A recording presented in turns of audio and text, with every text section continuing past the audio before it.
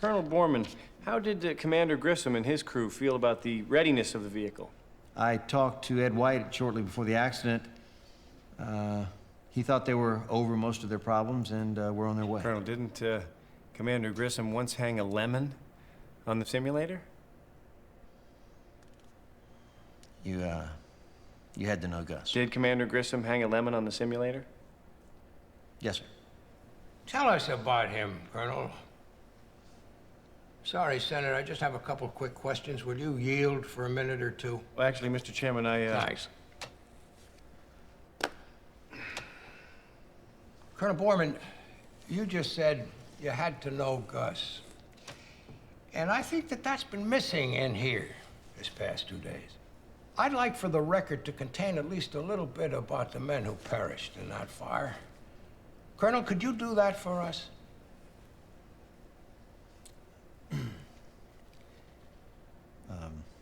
Gus Grissom was the first astronaut to be asked to fly 3 times. Mercury, Gemini, and Apollo. He loved being an astronaut. Except for the publicity and being on display that comes with the job.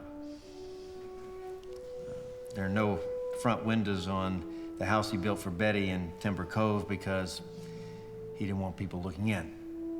Now, if that gives you the impression that Gus was a cranky SOB, well, he was at times. But I would have trusted him with my life. Ed White was a big man for an astronaut, a shade under 6 feet, exceptional athlete. As you all know, Ed was the first American to walk in space. There was a story going around that when he was on a spacewalk, he stayed out after he'd been ordered in because he was having such a good time. It's a funny story, but it would have meant that Ed White disobeyed an order. Not gonna happen. Ed was a West Point man. And duty, honor, country weren't just words to him, they were him. He was one of my closest friends. Roger Chaffee, I didn't know that well. He was one of the new guys.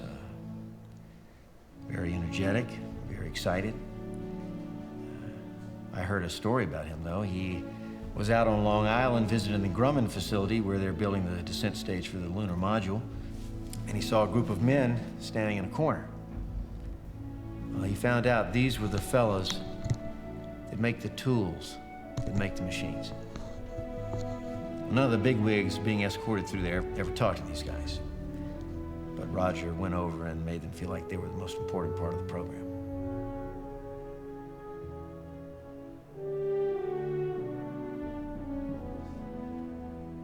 Colonel, this isn't a court of law, so I can ask you something that's completely hypothetical.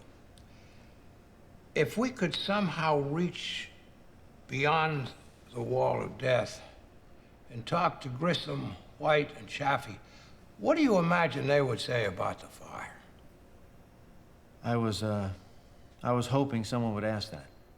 I don't know what Roger or Ed would say, but I can let Gus speak for himself. Back in January, he talked to a group of reporters. They asked him about the dangers involved with going to the moon. To us, it will not delay the program.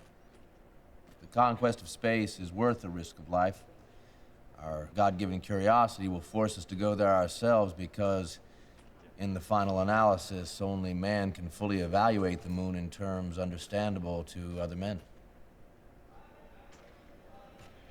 Colonel, at the risk of being gruesome, we've heard about the fire from everyone who was there.